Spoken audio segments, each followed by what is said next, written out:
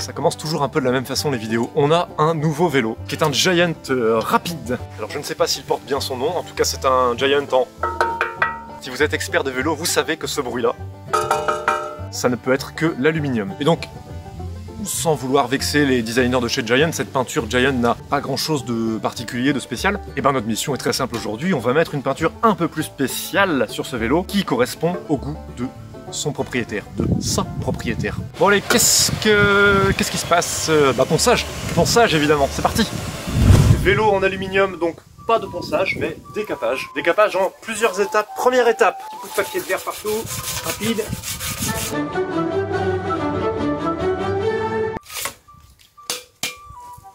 Première étape finie, donc deuxième étape. Deuxième étape. Un décapant chimique qui va permettre d'enlever la peinture d'un seul coup et pas de la poncer pendant 3 milliards d'heures. On prend, moi je prends. C'est pas moi qui ponce, mais je prends quand même. Moi aussi, moi aussi. En plus là, il y a un petit côté peintre pour de vrai, puisque ça se passe au pinceau. Quand on dit peindre un vélo... Tiens, au lieu de faire malin, tiens, moi si t'es un bon peintre. Plus grave que ça. Ah oui, non, faut remettre quoi. Ouais, faut. Troisième étape, quand le décapant est passé, et ben... attendre.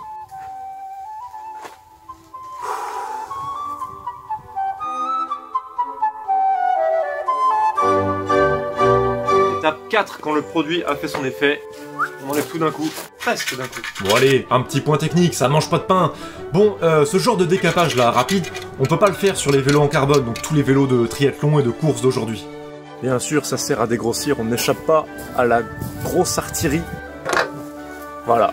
La sulfateuse! Très bonne référence. J'espère que certains l'auront. Ça comme étape, c'est cool. Tu vois le métal apparaître progressivement, tout devient lisse, c'est beau. J'adore les vélos alu quand ils sont poncés, parce que l'alu c'est quand même un métal qui est... bah joli. Bon bah il est nickel, il est tout propre. Regardez-moi ça, on voit le bleu du ciel qui se reflète dedans. Sur un vélo, on ne peut pas peindre directement, il faut passer une couche de protection qu'on appelle un après. C'est parti pour l'après. On est prêt pour l'après. En avant l'après. Juste après, c'est l'après. Ça commence à être un peu lourd, donc je vais y aller. La couche rituelle d'après sur le vélo pour le protéger, c'est comme quand on peint un mur chez soi. On met une première couche qu'on ponce bien nickel, comme ça après on peut peindre ce qu'on veut par-dessus. Visuellement, ça va pas être impressionnant du tout. Parce que là, le vélo est blanc de son après, et on va lui passer un blanc de peinture. Parce que dans la déco, il y a du blanc. Et en plus, on n'est pas pro au point de distinguer les blancs comme dans le catalogue de peinture avec des noms à dormir dehors. Dormir debout, dormir dehors. Quoi? Blanc glacier, ouais. Blanc glacier, blanc banquise, blanc lait demi-écrémé, blanc breton. Pas de soleil, pas de bronzage. Vous avez compris? Après, il y a le blanc normand, le blanc lillois, enfin, tous les types de gens qui n'ont pas de soleil chez eux. Très impressionnant visuellement, n'est-ce pas? Ça métamorphose le vélo. C'est plus le même vélo. Bon, je vais arrêter les blagues, c'est toujours la même. La déco souhaitée est une déco qui rappelle les activités outdoor. Donc j'ai dessiné des petits icônes, des petits logos de plein d'activités sportives. Et comme le vélo appartient à une fille, j'ai mis que des filles sur les activités. C'est plus rigolo. Donc voilà, il faut imprimer tout ça fois... plein. Parce que le but c'est de recouvrir tout le vélo. Et pour ça, merci à la sainte imprimante. Il faut qu'on couvre tout le vélo de choses comme ça. Et avec des scotch qui collent au pied en plus, alors je ne te raconte pas la galère. Il y a les décos où tu sais exactement ce que tu vas coller et où tu vas le coller. Il y a les décos où tu sais exactement ce que tu vas coller et où tu vas le coller. Et il y a les décos où tu sais exactement ce que tu vas coller, mais où tu... Putain, c'est compliqué comme phrase. Ouais. Il y a les décos où tu sais exactement ce que tu vas coller et où tu vas le coller. Il y a les décos où tu sais ce que tu vas coller, mais tu sais pas où tu vas le coller. Yes, j'ai réussi. Je vous mettrai en fin de vidéo un exemple de tous les petits symboles qu'on a pu coller sur le vélo.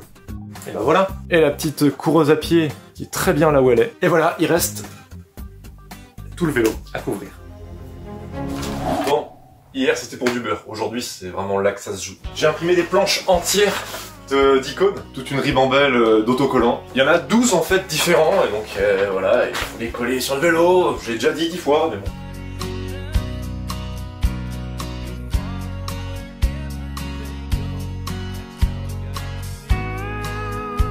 Dans toutes les décos compliquées comme ça, vient toujours un moment où tu te dis putain mais quelle idée de merde j'ai eu. Et là je suis à ce stade. Il y a deux choses auxquelles il faut veiller. La première chose c'est de pas mettre deux formes identiques côte à côte. Et la deuxième qui est plus dure c'est d'avoir les mêmes marges et les mêmes écarts entre toutes les formes. Pour l'instant ça va, je m'en sors bien.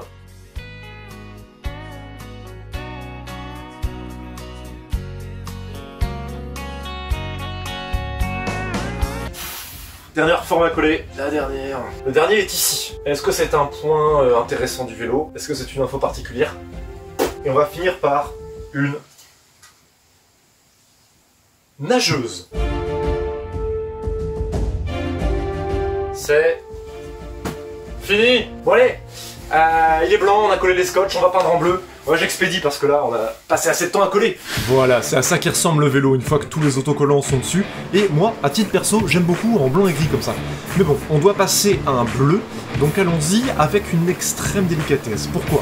Eh bien parce qu'on a passé qui 4, qui 5, qui 6 heures à coller des autocollants. On n'a pas tellement envie de recommencer, donc il ne faut surtout pas rater cette couche de peinture bleue. Oh, mais dis donc, voilà, un vélo magnifiquement peint en bleu. Bleu cyan. Là, à l'image, on a l'impression que c'est un bleu électrique, mais en vrai, c'est un bleu cyan. Décollage.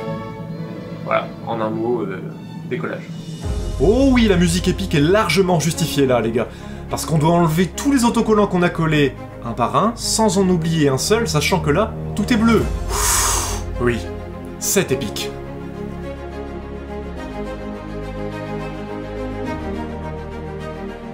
Hop là, bande de filous, vous avez cru que vous alliez voir la déco maintenant? Non. Parce qu'on a fini de décoller les autocollants, mais je vais plutôt vous montrer ce que ça donne avec le vernis, parce que c'est le rendu final souhaité. Donc, place au vernis. Vernis brillant, par choix, parce que c'est un vélo assez lumineux, blanc et bleu, très joyeux. Donc on a plutôt intérêt à avoir la lumière qui se reflète dessus, tout simplement.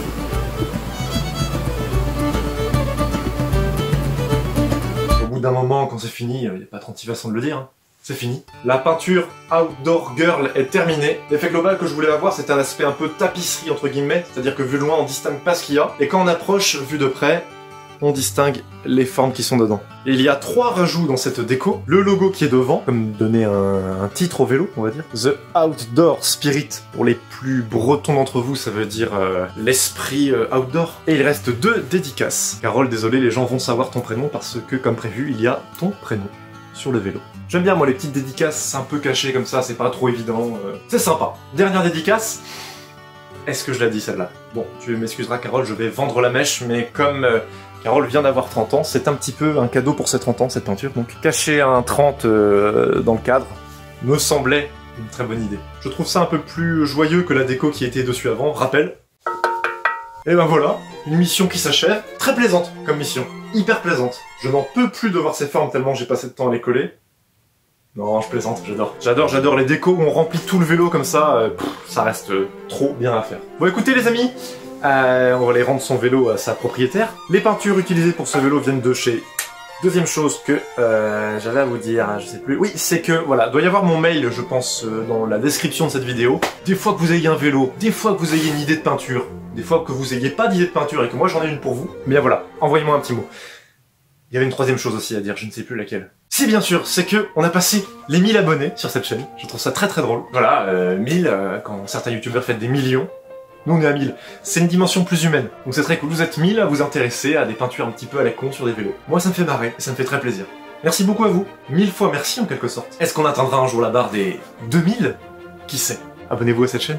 Qu'est-ce qu'il me reste à faire à part vous souhaiter une très agréable fin de journée. Puis voilà quoi, le bonjour chez vous, la bise à tout le monde et puis... ciao, à la prochaine. Voici le logo qu'on a placé sur le tube de direction, et comme promis, un exemple de chaque symbole qu'on a placé sur le vélo. Allez, ciao tout le monde!